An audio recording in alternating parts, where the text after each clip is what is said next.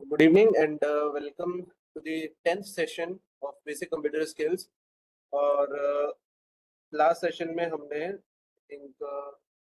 Last session में हमने काफ़ी सारी चीज़ें माइक्रोसॉफ्ट एक्सेल से डिस्कस करी थी।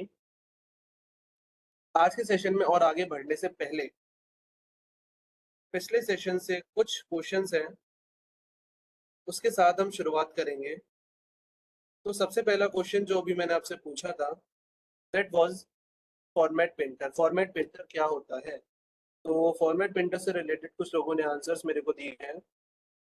Nero to apply same formatting in the text to apply same makeup on the other text. Yes. तो फॉर्मेट प्रिंटर सिंपल सा हमारे पास क्या है? Format printer is use to copy and paste formatting.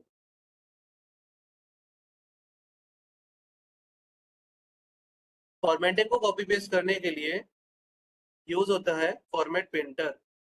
लो तो फिर इसी बात पे बता दो, अगर मेरे को कोई फॉर्मेट कॉपी करना है और कॉपी करने के बाद पेस्ट करना है तो उसके लिए क्या शॉर्टकट की होगी?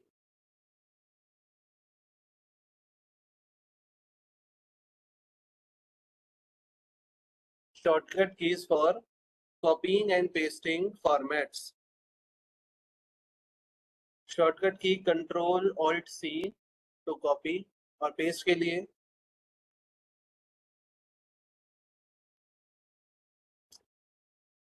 Control alt we. ठीक है, तो इसको ना सीधे पहले करके दिखाते हैं। No, not control V. Control V तो सिर्फ पेस्ट के लिए होता है। सीधा मैं आता हूँ एक्सेल में, नई फाइल ओपन कर लेता हूँ। कहीं पे भी किया जा सकता है।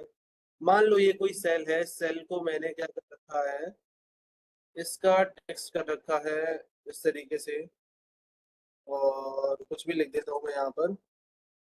थोड़ा सा डार्क कलर में ले ले और इसको जो है थोड़ा साइज में इंक्रीज कर देता हूँ जिससे दिखाई दे सभी को। Just second.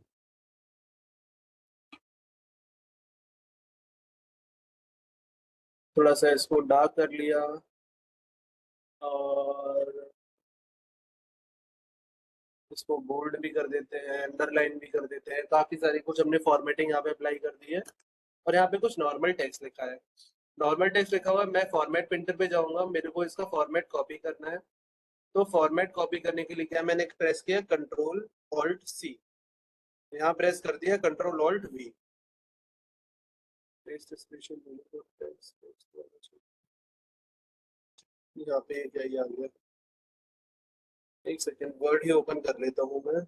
वर्ड फाइल है, ज्यादा सही रहेगा।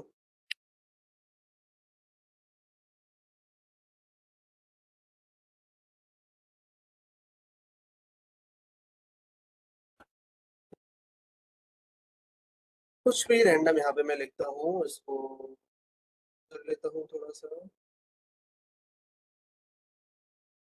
यहाँ पे मैं इसका टेक्स्ट साइज इंक्रीज कर रहा हूँ, रेड कलर लगा रहा हूँ, स्टाइल चेंज कर देता हूँ फॉन्ट का, अंडरलाइन कर दिया, इटैलिक कर दिया, सारी एडिटिंग मैंने यहाँ पे अप्लाई कर दी।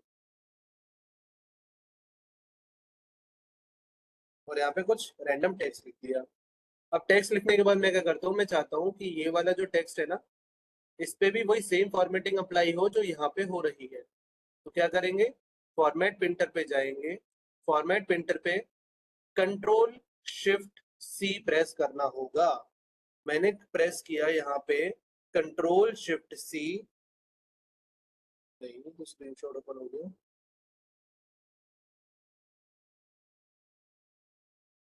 कंट्रोल ऑल्ट सी, नहीं control shift C. Control shift C में मेरे लैपटॉप में जो है स्क्रीनशॉट एरिया सेलेक्ट करने के लिए ऑप्शन आता है। हालांकि यहाँ पे जो है दिया हुआ है शॉर्टकट कंट्रोल शिफ्ट सी और कंट्रोल शिफ्ट वी, वो हो नहीं रहा है। तो अब इसके लिए क्या किया जाए? और कंट्रोल ऑल्ट सी प्रेस करने पे मेरे में क्या होता है, कंट्रोल ऑल्ट सी प्रेस करने पे ये वाला सिंबल इंसर्ट हो जाता है। सीधा हम क्या करेंगे, वैसे तो शॉर्टकट कीज की कंट्रोल शिफ्ट सी होती है, यहाँ से फॉर्मेट प्रिंटर लिया और इसको ले जाके जहाँ पे भी रखना है वहां पे अप्लाई कर दिया। ठीक है, तो अब मेरे लैपटॉप में जो है वो सपोर्ट नहीं कर रहा है ये चीज, जो शॉर्टकट की से कुछ और होता है, लेकिन एक्चुअल में जो है वो शॉर्टकट की हमारे पास यही रहेगी, control plus shift plus C copy करने के लिए, और control plus shift plus V formatting को पेस्ट करने के लिए। ये दो चीजें हमारे पास। ठीक है, लास्ट क्लास में मैंने आपको एक और चीज बताई थी, सेल रेफरेंसिंग। सेल रेफरेंसिंग के बारे में लास्ट क्लास में आपको मैंने बताया था, फिर से वही चार ऑप्शंस देता हूं मैं। ए टू, सेकेंड मैंने लिखा $2, थर्ड मैंने लिखा ए, इधर लिख लेते हैं $A2, और फोर्थ ऑप्शन आपको मैं दे देता हूँ $A, $2। अब मेरे को सबसे पहले बताओ, इन चारों में से कौन सा ऑप्शन एब्सोल्यूट सेल रेफरेंसिंग का है? इन चारों में से एब्सोल्यूट सेल रेफरेंसिंग का कौन सा एग्जांपल है, फर्स्ट सेकंड थर्ड और फोर्थ में से?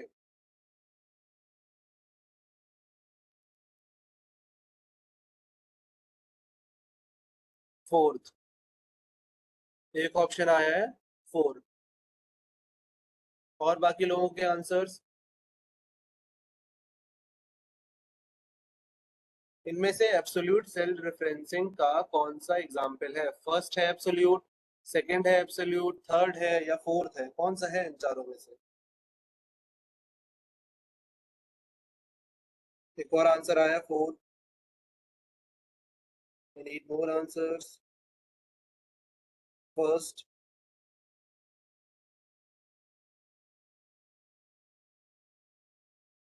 और बताइए।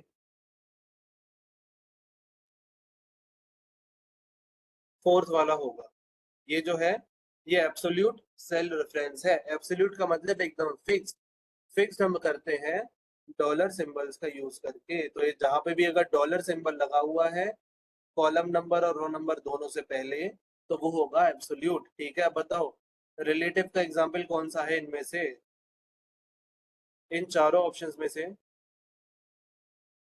ठीक है, सेल रेफरेंसिंग एक बार फिर से मैं अभी बता दूंगा।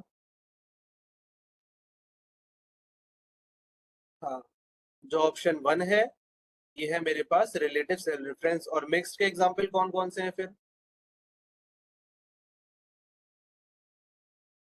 हमारे पास second and fourth, second and third. Second और थर्ड वाला जो है वो है मिक्स्ड सेल रेफरेंस, क्योंकि उसमें हम किसी एक ही एड्रेस के साथ में यूज कर रहे हैं डॉलर का सिंबल। चलो एक बार फिर से मैं बता देता हूँ, सेल रेफरेंसिंग जो लास्ट क्लास में मैंने आपको बताया था, ये था कुछ। सेल रेफरेंसिंग होता क्या है? सेल रेफरेंसिंग में, सेल रेफरेंसिंग का मतलब होता है सेल को एड्रेस करने का तरीका, यानी कि मैं कौन सा सेल सिलेक्ट करना चाहता हूँ, सेल का मैं एड्रेस देता हूँ। ठीक है, और अगर सेल रेफरेंसिंग की डेफिनेशन की बात की जाए तो सेल रेफरेंसिंग की जो डेफिनेशन बनेगी,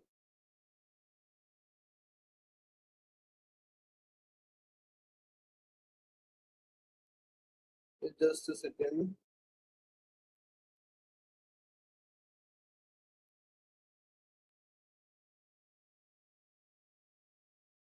ये थोड़ी सी कॉम्प्लिकेटेड सी डेफिनेशन है जो मेरे पास है notes.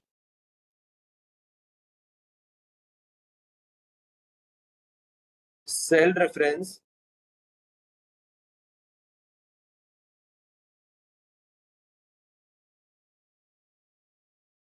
reference to a cell to other cell or a range। इसका मतलब ये होता है कि मैं किसी एक सेल में बैठ के किसी दूसरे सेल के वैल्यू को एक्सेस कर पा रहा हूं, इसको कहा जाता है सेल रेफरेंसिंग। एक्सेल में ही चलते हैं सीधे, मैं आपको वहां पे बताता हूं। मैं अभी कहा हूं,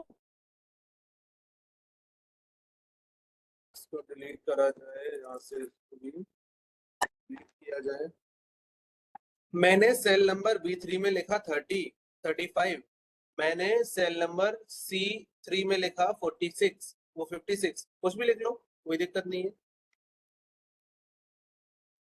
इसमें से मैं एडिटिंग कर ही देता हूँ।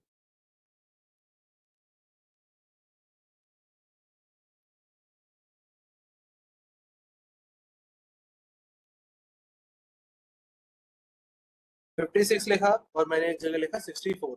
मैंने दो सेल्स लिए C3 और D3। इन दोनों में मैंने लिखा कोई ना कोई वैल्यूज मैंने एंटर करी, और अब मैं ई में इन दोनों को सम कराना चाह रहा हूँ। मुझे E3 सेल में इन दोनों का सम चाहिए। तो मैं कैलकुलेशन जो है, कैलकुलेशन तो मैं सेल नंबर E3 में कर रहा हूँ, लेकिन जो कैलकुलेट होने वाली वैल्यूज हैं वो किसी और सेल में है। तो मैं E3 में बैठे बैठे किसी दूसरे सेल की वैल्यूज को पॉइंट आउट करता हूँ, उनको रेफरेंस करता हूँ। तो इस चीज को कहा जाता है रेफरेंसिंग।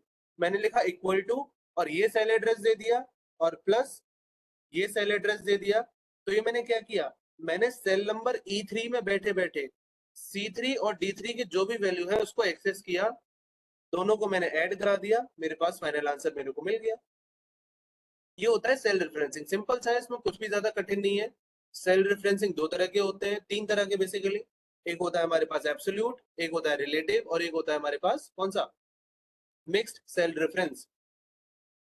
अगर मैंने C3 और D3 इन दोनों के आगे कोई सिंबल नहीं लगाया है, बिल्कुल प्लेन रखा है, तो ये मिक्स्ड वो क्या नाम, रिलेटिव सेल रेफरेंस है। और अगर इन्हीं से पहले मैं क्या करता, सेल एड्रेस के आगे या डॉलर वाला सिंबल लगा देता, तो ये बन जाता एब्सोल्यूट सेल रेफरेंस। और अगर किसी एक के आगे लगाता तो वो बन जाता मिक्स्ड सेल रेफरेंस। बस इतना आपको याद रखना है कि सेल रेफरेंसिंग क्या होती है। अब किस तरीके से इससे हमारा इफेक्ट पड़ता है बाकी चीजों पे, वो हम आगे चल के अभी देखेंगे। यहाँ तक सारी चीजें क्लियर है आपको, कोई दिक्कत तो नहीं?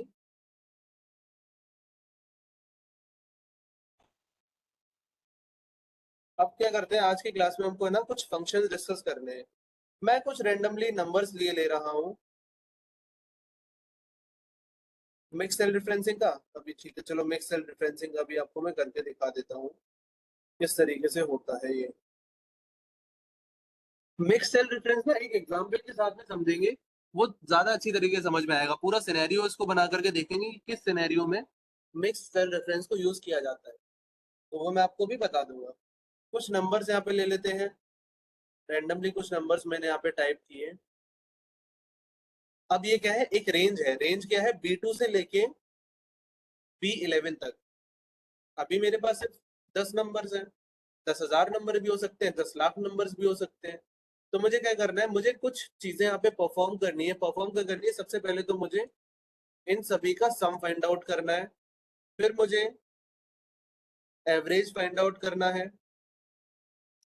एवरेज के अलावा मेरे को क्या चाहिए, तीसरी चीज मैं चाहता हूँ इसमें से जो मैक्सिमम नंबर है वो मुझे पता करना है। इस पूरी रेंज में से जो मिनिमम नंबर है, मैं वो मिनिमम नंबर पता करना चाहता हूँ। और क्या क्या चीजें करके देख सकते हैं, फॉर्मूलाज वाले में आ जाते हैं। फॉर्मूलाज में एक तो ऑटो सम है हमारे पास में, जो मेन फंक्शन हमें देखने हैं। एवरेज है, if count, max, sum if, percentage. ठीक है, परसेंटेज निकालने के लिए तो हमें एक अलग से फॉर्मूला लगाना पड़ेगा। परसेंटेज के लिए फंक्शन नहीं है, फॉर्मूला लगाना पड़ेगा हमें। तो देखो, अगर मेरे को सम निकालना है, सम कैसे निकाला जाएगा, इक्वल्स टू, जो भी फंक्शन होता है, फंक्शन स्टार्ट होता है इक्वल टू के साथ। फिर मैंने लिखा सम। सम लिखने के बाद में जो रेंज है वो रेंज मैंने पूरी दे दी। देखो यहाँ पे क्या है, रेंज में रेफरेंसिंग की है, रेफरेंस दे दिया मैंने को फंक्शन। यहाँ से सारी वैल्यूज उठाओ और इन सबको एडअप करके मेरे को दे दो। एडअप करके मेरे को दे दिया। एवरेज निकालना है, इक्वल टू लिखा, एवरेज लिखा। एवरेज लिखने के बाद में एवरेज लेनी चाहिए, एवरेज चाहिए मेरे को। फिर से क्या करना है, सिंपली वही रेंज इनपुट में देनी है। एवरेज निकल के आ गया। मैक्सिमम नंबर चाहिए, लिखो यहाँ पे सीधा सा के मैक्स। पूरी रेंज इनपुट में दे दो, ब्रैकेट क्लोज, एंटर प्रेस करो, सबसे बड़ा नंबर आ गया। सबसे छोटा नंबर चाहिए, इक्वल टू मिन लिखो, ब्रैकेट में पूरी रेंज दे दो, रेंज देने के बाद में मिनिमम नंबर फाइंड आउट होके आ जाएगा। तो इस तरीके से कुछ बेसिक फंक्शंस हमारे पास काम करते हैं। ये कुछ बेसिक नंबर्स के साथ में जो फंक्शंस यूज किए जाते हैं वो फंक्शंस है। फॉर्मूला देख लेते हैं, फॉर्मूला किस तरीके से होगा। चलो एक छोटा सा सिनेरियो पे बना लेते हैं। कुछ लोगों के मार्क्स हैं या फिर एक स्टूडेंट है, उस एक स्टूडेंट के कुछ सब्जेक्ट्स में मार्क्स हैं। कोई एक स्टूडेंट है, मान लो यहाँ पे student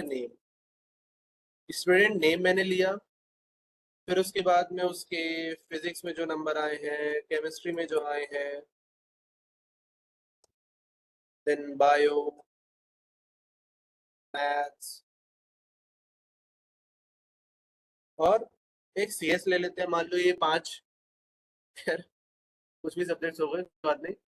physics, chemistry, bio, math, CS 5 subjects हैं। तो 5 सब्जेक्ट्स का एग्जाम कराना है। एग्जाम कराने के बाद में कुछ टोटल मार्क्स बनेंगे, तो यहाँ पे बनेंगे टोटल मार्क्स। टोटल मार्क्स के बाद में परसेंटेज बनेगी,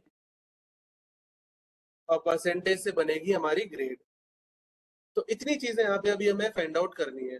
तो स्टूडेंट का नेम ले लेते हैं भाई। चलो कौन कौन अपने अपने मार्क्स यहाँ पे एंट्री करवाना चाहता है, बताते जाओ एक एक करके मेरे को, किस किस का यहाँ पे मार्क्स एंट्री किए जाए। चलो सबसे पहले लेते हैं प्रिंस। प्रिंस के मान लो हमारे पास आउट ऑफ 50, हाँ चलो ठीक है। यहाँ पे ना मैं आपको एक बार वैलिडेशन का और बता देता हूँ, वैलिडेशन किस तरीके से लगाया जाता है। अब वैलिडेशन का मतलब क्या है? वैलिडेशन का मतलब ये है कि मेरे पास जो हर एक एग्जाम है ना, ये 100 मार्क्स का है। हर एक एग्जाम 100 मार्क्स का है, तो जाहिर सी बात है 100 से ऊपर तो किसी के नंबर नहीं आ सकते। 100 से ऊपर किसी के नंबर नहीं आ सकते। और नेगेटिव नंबर अगर हम हटा दें, नेगेटिव मार्किंग अगर हम हटा दें, तो 0 से नीचे किसी के नहीं जा सकते। तो ऐसे में क्या होता है, यहाँ पे अगर मैं ये वैल्यू भर दूं, ये भी एक्सेप्ट कर ली जाएगी। ये वैल्यू भर लूं, ये भी एक्सेप्ट कर ली जाएगी। ये वैल्यू भर दूं, ये भी एक्सेप्ट हो जाएगी। नेगेटिव की कोई वैल्यू भर दूं, ये भी एक्सेप्ट कर लेगा। क्योंकि हमने कोई वैलिडेशन या फिर चेक तो लगाया नहीं है जो ये चेक कर रहे हैं कि नंबर इतने के बीच में होना चाहिए। इसके लिए हम क्या करते हैं, इसके लिए हम लगाते हैं वैलिडेशन। ठीक है, वैलिडेशन में आ जाते हैं। सबसे पहले मुझे जहां वैलिडेशन लगाना है, मैं उतने सेल्स को, उतनी रोज को या फिर उतने कॉलम्स को सिलेक्ट कर लूंगा। तो मुझे फिजिक्स, केमिस्ट्री, बायो, मैथ और सीएस, इन 5 जो मैं इनपुट दे रहा हूँ, क्योंकि टोटल और परसेंटेज जो है और ग्रेड है, वो तो इन्हीं के बेसिस पे अपने आप कैलकुलेट होगी। ठीक है, तो मेरे को वैलिडेशन जो है उस जगह पे लगाना है जहां पे मैं इनपुट ले रहा हूँ। तो ठीक है, यहाँ पे हम आ जाते हैं। वैलिडेशन जो है, वैलिडेशन हमें मिलेगा डेटा टैब में। डेटा टैब में हम आएंगे। डेटा टैब में आने के बाद में हमको यहाँ पे एक मिलता है वैलिडेशन। कहाँ गया वैलिडेशन? वैलिडेशन ये रहा डेटा टूल्स में। जस्ट सेकेंड, एक कॉल आ रही है, मैं ये आता हूँ।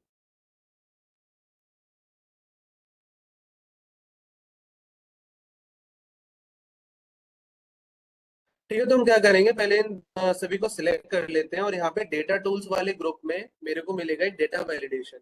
इस पे क्लिक करते हैं, तो देखो डेटा वैलिडेशन का एक फ्लोटिंग टूल बार ओपन होके आया है। इस फ्लोटिंग टूल बार में सबसे पहले सेटिंग्स वाले कॉलम है, इसमें मेरे से पूछ रहा है अलाउ, क्या अलाउ करना है। एनी वैल्यू अभी है, तो मतलब यहाँ पे कुछ भी आ सकता है। मुझे वो नहीं चाहिए। मुझे क्या चाहिए, मुझे होल नंबर चाहिए। होल नंबर ही चाहिए, पॉइंट मेरे को चाहिए नहीं है। पॉइंट मार्किंग है ही नहीं। होल नंबर चाहिए बिटवीन। अब रेंज मेरे को बतानी है, रेंज क्या होनी चाहिए। मिनिमम 0 होना चाहिए, और मैक्सिमम 100 होना चाहिए। या तो 0 होगा या 100 होगा, या इसके बीच में कुछ होगा, इसके अलावा कुछ नहीं हो सकता। इनपुट मैसेज में देना चाहूँ, मतलब अगर मैं इनपुट कर रहा हूँ तो इनपुट में क्या मैसेज देना चाहिए। देखो, पहले तो एक टाइटल आता है, टाइटल में कुछ हमें देना पड़ता है, फिर इनपुट मैसेज भी देना पड़ता है। हम यहाँ पे दे देते हैं, टाइटल क्या दे देते हैं, वार्निंग या फिर अलर्ट बोल देते हैं, और इनपुट मैसेज में लिख देते हैं क्या, रेंज, या फिर इनपुट द नंबर अपनी तरफ से जो मैसेज लिखना चाहो वो लिख सकते हो। Input the number between 0 and 100। और एरर अलर्ट यानी कि अगर मैंने गलत लिख दिया तो क्या हो, मेरे पास वार्निंग आए। स्टाइल किसी भी तरह स्टॉप हो सकता है, वार्निंग हो सकता है, इंफॉर्मेशन हो सकता है। तो मैं वार्निंग देना चाहता हूँ। वार्निंग में क्या देना चाहता हूँ, एरर लिखूंगा, कुछ भी लिख सकते हैं अपने हिसाब से, कोई दिक्कत नहीं है यहाँ पे। एरर, एरर का मैसेज, यू हैव इंसर्टेड है रॉन्ग नंबर। ठीक है, इसको मैंने ओके किया। तो यहाँ पे मैं इस पूरी कॉलम में, जिस भी कॉलम में मैं जाऊंगा मेरे को अलर्ट वाला मैसेज दिखता रहेगा। यहाँ पे आया, नहीं दिखा, यहाँ पे आया, नहीं दिखा, लेकिन यहाँ पे इन बीच में जिस भी कॉलम पे मैं क्लिक करूंगा, जिस भी सेल पे क्लिक करूंगा, एक अलर्ट मैसेज मेरे को दिखाई देता रहेगा, जो मुझे ये बता रहा है कि input the number between 0 and 100। ठीक है, मैंने 9 इंसर्ट कर दिया, हो गया, कोई दिक्कत नहीं है। 99 इंसर्ट कर दिया, कोई दिक्कत नहीं है। 0 इंसर्ट कर दिया, कोई दिक्कत नहीं। 999 अगर मैंने इंसर्ट किया तो देखो यहाँ पे आएगा, you have inserted A wrong number, continue. क्या कंटिन्यू करना चाहते हो? अगर यस कर दोगे तो आ जाएगा, अगर नो कर दोगे तो नहीं आएगा, उसको एडिट करना पड़ेगा आपको। तो यहाँ पे क्या है, अगर आप गलत इंफॉर्मेशन भर रहे होगे तो पहले वो आपको एरर देगा, फिर उसके बाद वो पूछेगा क्या इससे आगे बढ़ना चाहते हो या नहीं। चलो मैं यहाँ पे नंबर इंसर्ट कर लेता, मेरे पास इतना टाइम नहीं है मैं सबके नंबर्स इंसर्ट करता बैठूं। तो मैं क्या करूंगा, मैं यहाँ पे एक फंक्शन लगाऊंगा। फंक्शन क्या है, पहले 4-5 स्टूडेंट्स ले लेते हैं। प्रिंस है, फिर उसके बाद में है हमारे पास देवेश, एंड देन हमारे पास है गीतांश, फिर कोमल, एंड देन उसके बाद हमारे पास में है मनोज, मुस्कान। चलो इतने स्टूडेंट्स काफी है। अब मैं क्या है, सभी के लिए ना रैंडमली नंबर जनरेट कर लेता हूँ, रैंडमली एकदम। तो उसके लिए एक रैंड फंक्शन होता है। रैंड फंक्शन क्या करता है, हम एक लिमिट उसको देते हैं कि इतने से इतने के बीच में मुझे कुछ ना कुछ रैंडम नंबर जनरेट करके देखो। तो ये होगा equals to random rand between. मैंने फंक्शन दिया equals to rand between. Between का मतलब मैं एक लोअर बाउंड्री दूंगा और एक अपर बाउंड्री दूंगा, उन दोनों बाउंड्रीज के बीच में मुझे कोई भी रैंडम नंबर जनरेट करके दे देगा। तो मैंने बोला चलो ठीक है, मैं मान लेता हूँ 25 से लेके 95 के बीच में स्टूडेंट जो है वो स्कोर कर रहे होंगे। तो कोई भी 25 से और 95 के बीच में ना, ये मेरे को रैंडम वैल्यू जनरेट करके देगा। अब इस फॉर्मूला को मैं करता हूँ कॉपी और सब जगह कर देता हूँ पेस्ट। लेकिन अब इसमें प्रॉब्लम है, ऑब्जर्व करते जाना। ऑब्जर्व करो कि जैसे ही इस रेंज में मैं कोई नई वैल्यू देता हूँ या फिर अपनी वर्कशीट में मैं कोई भी चेंज करता हूँ, ये सारी की सारी वैल्यूज ऑटोमेटिकली अपडेट हो जाती है। चलो इसे जो है सबको मैं एक साथ पेस्ट कर दे रहा हूँ यहाँ पे, कंट्रोल वी, सबके नंबर भर चुके हैं। अब मेरे को क्या चाहिए, मैं अगर यहाँ पे मान लो कुछ भी चेंज करूंगा, मैंने कुछ भी टाइप किया और एंटर मार दिया, तो यहाँ पे क्या होगा, हर बार ना ये वैल्यू यहाँ पे चेंज होती रहेगी।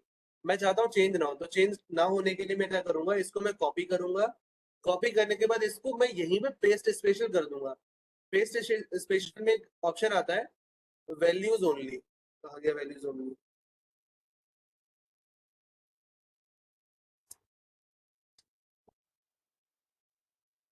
एक यहाँ पे मेरे को ऑप्शन मिलेगा, देखो वैल्यू का आता है, मैं सिर्फ वैल्यूज पेस्ट कर दूंगा, तो बैकग्राउंड में से सबके फॉर्मूला हट गया। और अब मैं पूरी शीट में कहीं पे भी कोई भी चेंज करता रहूं, कोई फर्क नहीं पड़ता, वो वैल्यूज चेंज नहीं होंगी। तो ये चीज आपको ध्यान रखनी है रैंडम फंक्शन के साथ काम करते टाइम। अब मुझे सभी का टोटल निकालना है, तो इक्वल टू सम मैंने लिखा। सम लिखने के बाद में वो पूरी रेंज मेरे को दे देनी है। एंटर प्रेस कर दिया। पेस्ट स्पेशल अभी पूरा टॉपिक अलग से हम करेंगे, उसकी टेंशन मत लीजिए। पेस्ट स्पेशल वाला पूरा टॉपिक है। इसमें क्या होता है, पेस्ट स्पेशल में क्या होता है, आप यहाँ से कोई वैल्यू कॉपी करके ले जा रहे हो, आपको सिर्फ उसकी वैल्यूज कॉपी करनी है, सिर्फ सिर्फ वैल्यूज पेस्ट करनी है, सिर्फ फॉर्मेटिंग पेस्ट करनी है, सिर्फ आप उसका फंक्शन पेस्ट करना चाहते हो, सारी चीजें एक साथ ना पेस्ट करके आप उसमें से एक स्पेसिफिक चीज पेस्ट करना चाहते हो, तो उसके लिए यहाँ पे हम लगा देंगे पेस्ट स्पेशल। अब यहाँ पे मैंने क्या किया, पहले लगा दिया फंक्शन। फंक्शन लगाने के बाद में मैं क्या करूंगा, इसको डुप्लीकेट कर दूंगा। डुप्लीकेट करने के लिए मैं इसके जस्ट नीचे वाले सेल में जाऊंगा या फिर पूरी रेंज को सिलेक्ट करूंगा। पूरी रेंज को सिलेक्ट करने के बाद में मैं प्रेस कर दूंगा कंट्रोल+D। कंट्रोल+D क्या करेगा, सबसे टॉप पे जो वैल्यू भरी हुई है उसको डुप्लीकेट कर देगा सभी के लिए। तो यहाँ पे क्या है, फंक्शन डुप्लीकेट हो रहा है। जब फंक्शन डुप्लीकेट हो रहा है तो उसके इनपुट भी अलग अलग होंगे। लेकिन अब देखो यहाँ पे क्या प्रॉब्लम आती है, अगर मैं यहाँ पे B2 डॉलर लिख देता, ये लिख देता, और F2 के आगे भी मैं डॉलर लिख देता, तो यहाँ पे क्या प्रॉब्लम आती।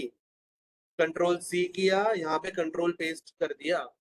पेस्ट करने के बाद देखो क्या आ रहा है, दोनों का रिजल्ट सेम आ रहा है। रिजल्ट क्यों सेम आ रहा है, क्योंकि मैंने यहाँ पे फिक्स कर दिया है कि B2 से लेके F2 के बीच में जो रेंज है वही रहेगी, चाहे फॉर्मूला कॉपी करके कहीं पेस्ट ले कर लो जाके, कुछ नहीं होने वाला है। या फिर अगर मैं यहाँ पे मान लो कर देता B2 कॉलम नंबर B को फिक्स बना रहने देता, नहीं यहाँ पे मैं रो को फिक्स बना रहने दूंगा, कॉलम को नंबर को खाली छोड़ देता हूँ।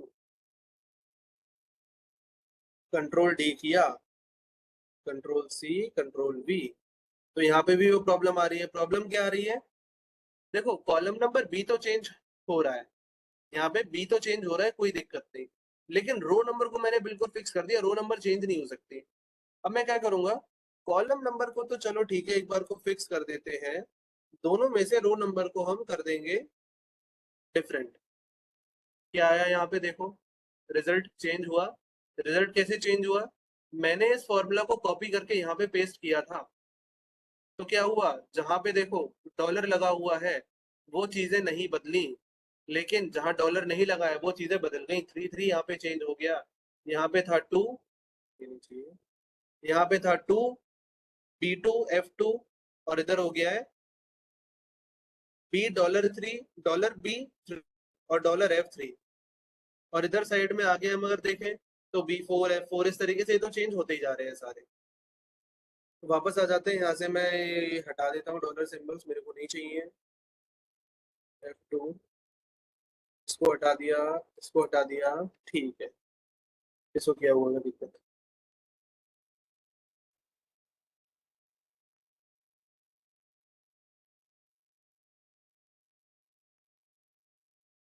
इसमें क्या प्रॉब्लम आ रही है, इनकंसिस्टेंट फॉर्मूला, हटा दिया है, ठीक है। अब मेरे को कैलकुलेट करना है परसेंटेज। परसेंटेज कैलकुलेट करने का फॉर्मूला क्या होता है, जल्दी से बताओ चैट बॉक्स में।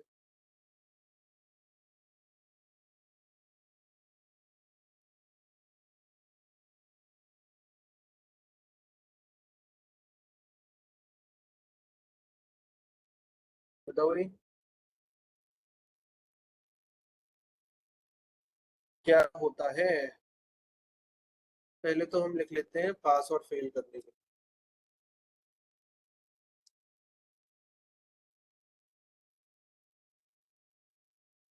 फिर उसके बाद बनाएंगे ग्रेड। ठीक है, परसेंटेज के लिए क्या करो, इक्वल टू जितना टोटल आया है, जितना टोटल आया है उसको डिवाइड कर दो मैक्सिमम मार्क्स से। मैक्सिमम मार्क्स कितने हैं, 5 सब्जेक्ट है, तो 5 में 500 मैक्सिमम होंगे, और फिर उसको डिवाइड कर दो किससे,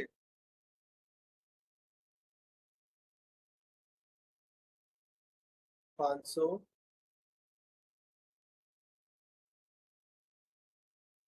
और इतनी पूरी वैल्यू को हम मल्टीप्लाई कर देंगे 100 से, तो हमें यहाँ पे परसेंटेज मिल जाएगी। भाई प्रिंस बड़ी कम परसेंट आई है, कोई बात नहीं। तो यहाँ पे सबकी परसेंटेज जो है वो बन के तैयार हो गई है, परसेंट सभी की बन चुकी है। अब मेरे को बताना है कि वो स्टूडेंट पास है या फेल है। तो मान लो हमने रखा था 50% वाला क्राइटेरिया, अगर 50% है तो वो पास होगा, अगर नहीं है तो वो पास नहीं होगा। तो इसके लिए हम क्या लगाते हैं, कंडीशन हमें लगानी है। मैंने बोला, जो कंडीशन मैंने बोली, if marks are less than 50, अगर मार्क्स 50 से लेस हो तो स्टूडेंट फेल हो और उससे अगर ऊपर हो तो स्टूडेंट पास हो जाएगा, कोई दिक्कत नहीं। तो इसके लिए इफ फंक्शन लगता है। इफ मैंने लिखा इफ, सबसे पहले मुझे देनी होगी टेस्ट वैल्यू। अगर ये जो वैल्यू है रेफरेंस मैंने दे दिया, अपने आप ऑटोमेटिकली चेंज होता रहेगा। अगर ये वाली वैल्यू लेस देन होती है 50 से, अगर ये वाली वैल्यू लेस देन होती है 50 से, तो क्या करो, तो लिख दो फेल। अगर ऐसा हो तो लिखो फेल, अगर ऐसा ना हो तो लिखो पास। थोड़ा सा प्रैक्टिस करके देखना पड़ेगा इसे, तब ये समझ में आएगा। पेस्ट कर देते हैं फॉर्मूला को, कंट्रोल डी कर दिया। तो जितने लोगों की 50 से नीचे है वो सारे फेल हैं, जिनकी 50 से ऊपर है वो लोग पास हैं। क्लियर है इतनी चीज यहाँ तक? कोई किसी को डाउट तो नहीं?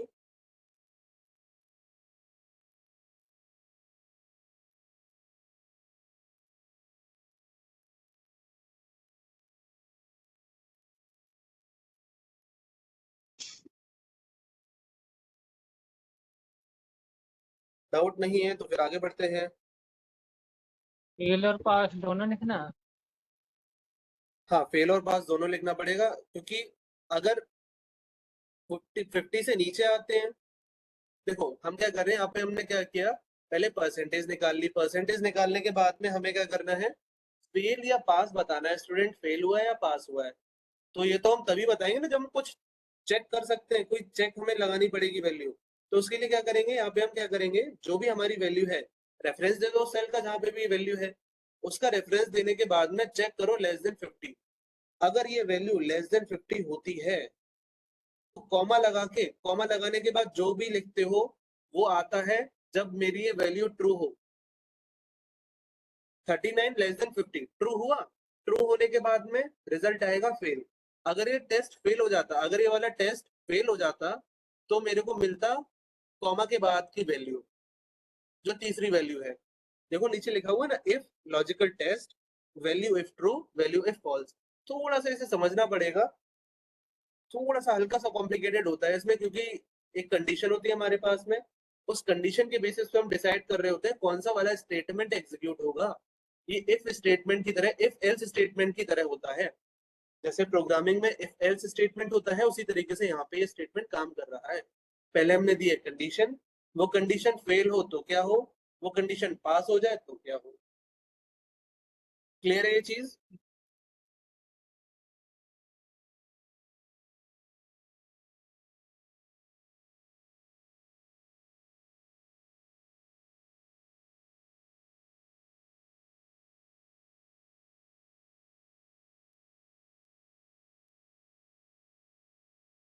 चलो, तो अब इसके आगे बढ़ते हैं और थोड़ा सा और कॉम्प्लिकेटेड फॉर्मूला देखते हैं। अभी हमने इफ एल्स कंडीशन देखी, अब हमें देखते हैं इफ एल्स कंडीशन।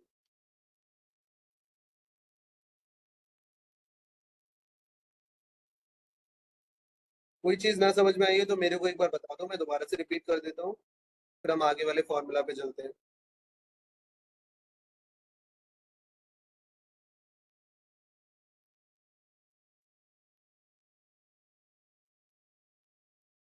क्लियर है सभी को? बोल दो एक बार।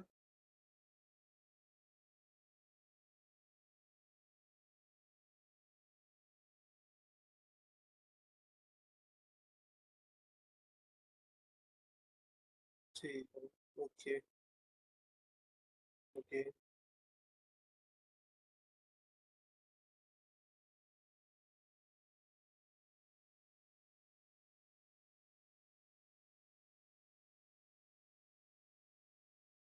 ठीक है, पास और फेल के बाद में अगली चीज हमें ग्रेड बनानी है। ग्रेड कैसे बनानी है, क्राइटेरिया बता दो ग्रेड का।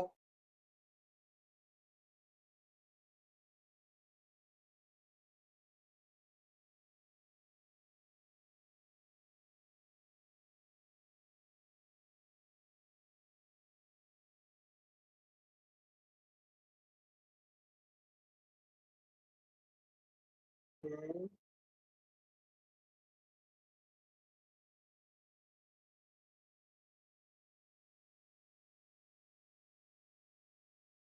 आवाज आ रही है मेरी?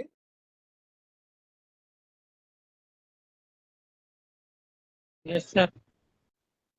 ठीक है, अब हम चलते हैं, थोड़ा सा ये कॉम्प्लिकेटेड फॉर्मूला होगा। कॉम्प्लिकेटेड फॉर्मूला किस तरीके से होगा, यहाँ पे नेस्टेड इफ कंडीशन काम करेगी, क्योंकि मुझे बहुत सारी चीजें चेक करानी है। मैंने बोला इफ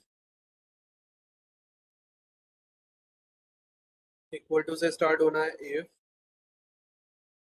अगर जो वैल्यू है, ये जो भी वैल्यू है, सिलेक्ट हो जाए भाई, लेस देन 50 है, ठीक है। अगर ये लेस देन 50 होती है तो क्या हो, इसकी जो ग्रेड हो वो ग्रेड आनी चाहिए एफ। स्टूडेंट फेल हुआ है, कंडीशन ट्रू होगी ना। जब भी कंडीशन ट्रू होगी, ये वाली कंडीशन जब ट्रू होगी, थोड़ा सा मैं इसको और मैक्सिमाइज कर लेता हूँ जो और अच्छी तरीके से आपको दिखाई दे, थोड़ा सा कर लेंगे, बढ़िया तरीके से दिखना चाहिए, नहीं तो समझ में नहीं आएगा ये। अगर मेरी ये कंडीशन ट्रू हो जाती है तो स्टेटमेंट ये एग्जीक्यूट होगा, तो इसमें ये होगा। अगर ये फॉल्स होती है तो मैं क्या करूंगा, एक और इफ स्टेटमेंट लगाऊंगा, मैं एक और इफ स्टेटमेंट लगाऊंगा। अगर ऐसा ना हो तो क्या हो, अगर ऐसा ना हो तो मैं दूसरी कंडीशन चेक करूंगा। दूसरी कंडीशन क्या चेक करूंगा, इफ, अब यहाँ पे थोड़ा सा ना एक और लॉजिक लगा एंड का, वैल्यू जो हो ये वाली ग्रेटर देन ऑफ 50 से, और यही वाली वैल्यू लेस देन हो जाए, तो थोड़ा सा कॉम्प्लिकेटेड बन जाएगा। अभी पहले सिंपल से बताता हूँ, फिर एंड कंडीशन बताऊंगा। इफ के बाद में मैंने कंडीशन लगाई, अगर इसकी वैल्यू लेस देन 50 है,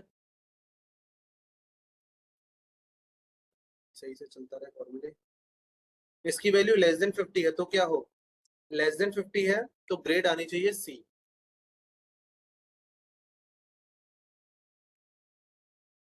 अगर ऐसा ना हो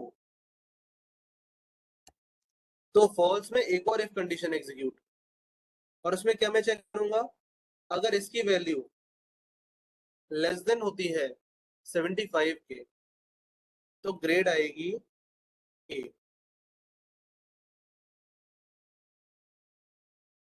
अरे फॉर्मूला कहाँ गया, तो ग्रेड आएगी ए, नहीं बी आनी चाहिए। और अगर ऐसा ना हो तो एक और इफ कंडीशन चेक करो, इफ कंडीशन चेक करो और उसमें बोलो अगर इसकी वैल्यू ग्रेटर देन होती है 75 तो आ जाना चाहिए, नहीं लेस देन होती है 75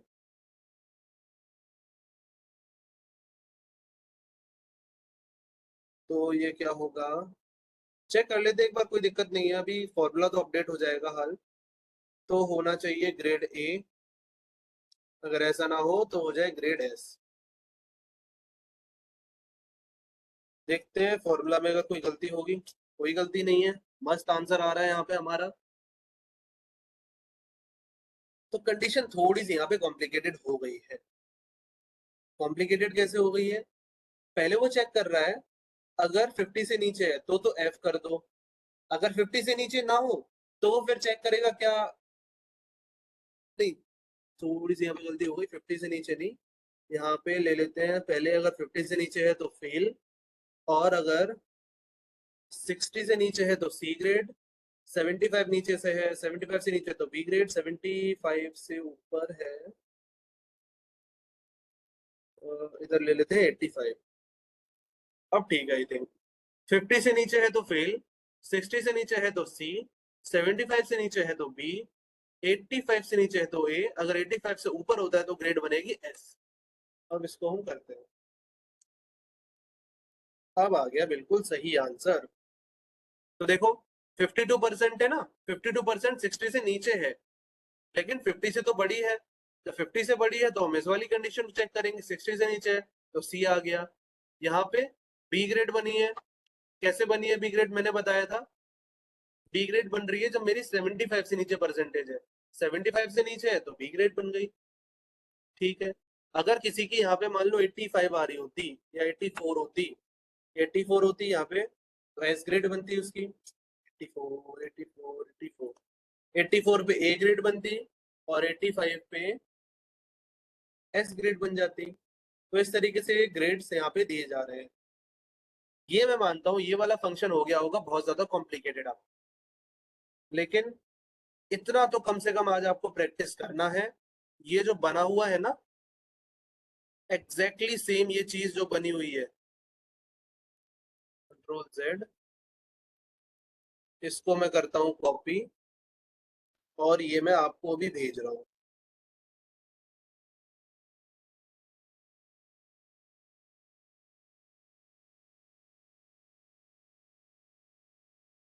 एक मिनट में भी भेजता हूँ मैं आपको, ये आपको टेलीग्राम पे भेज रहा हूँ मैं।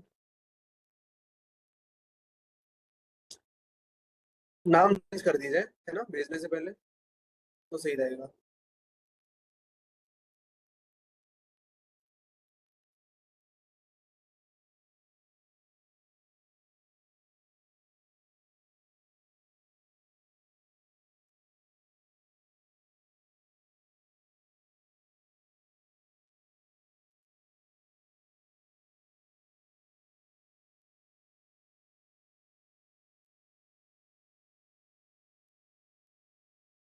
ये मैंने भेज दिया ये आपको टेलीग्राम में, और एक आपको व्हाट्सएप वाले ग्रुप पे भी भेज रहा हूँ।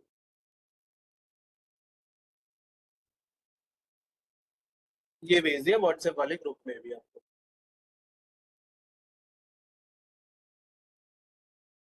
तो अब ये जो है, ये अब आपके लिए बन गया है असाइनमेंट आपका। एमएस वर्ड से पिछला वाला असाइनमेंट था, आई होप हो गया होगा काफी लोगों का। उसके बाद में दूसरा असाइनमेंट आपको अब ये वाला मिला है, और इसमें जो है आपको ये सेम जो टेबल मैंने यहाँ पे बनाई है, एग्जैक्टली ऐसी टेबल आपको बनानी है। क्लियर है असाइनमेंट, इसमें कोई दिक्कत तो नहीं? क्या करना है?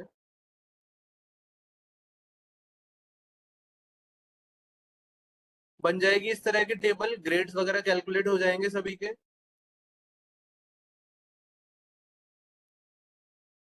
बता दो एक बार मेरे को चैट बॉक्स में।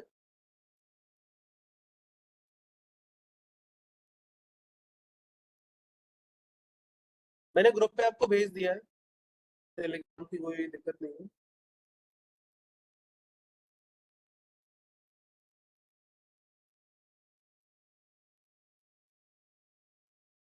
प्रिंस आपने भेजा था? मैं एक सेकंड अभी चेक कर लेता हूँ, कि काफी सारे मैसेजेस पड़े रहते हैं, देखना मुश्किल हो जाता है कौन सा मैसेज आया है। प्रिंस आपने कब भेजा था मैसेज मेरे को?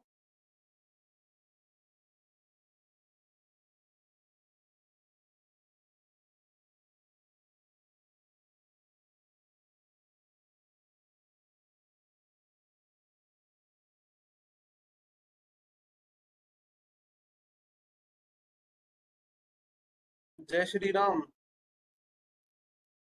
ठीक है।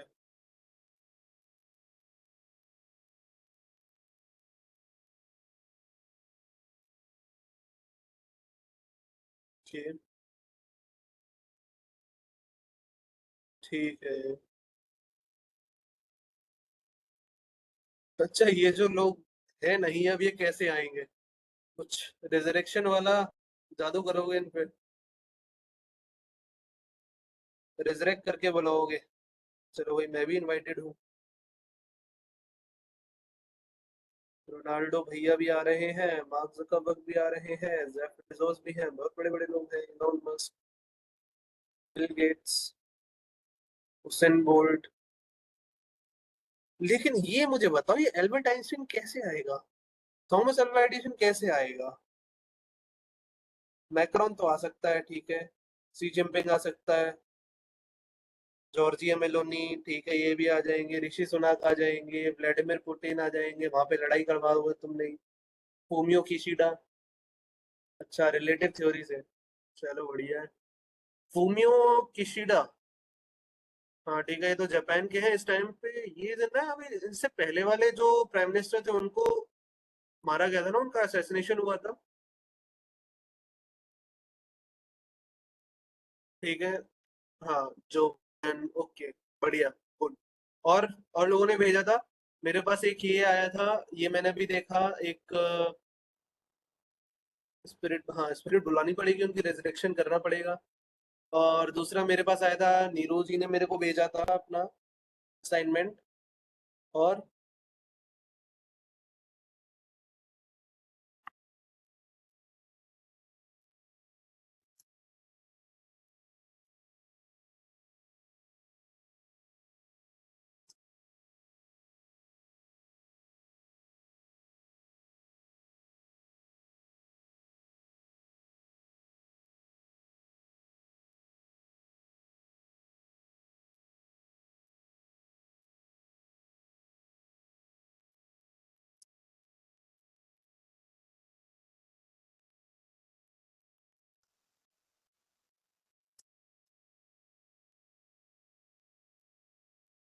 किसी को कुछ पूछना है, और यहाँ पे आज में कोई डाउट हो, असाइनमेंट समझ लो अच्छे से, देख लो एक बार, कोई प्रॉब्लम हो तो बता देना।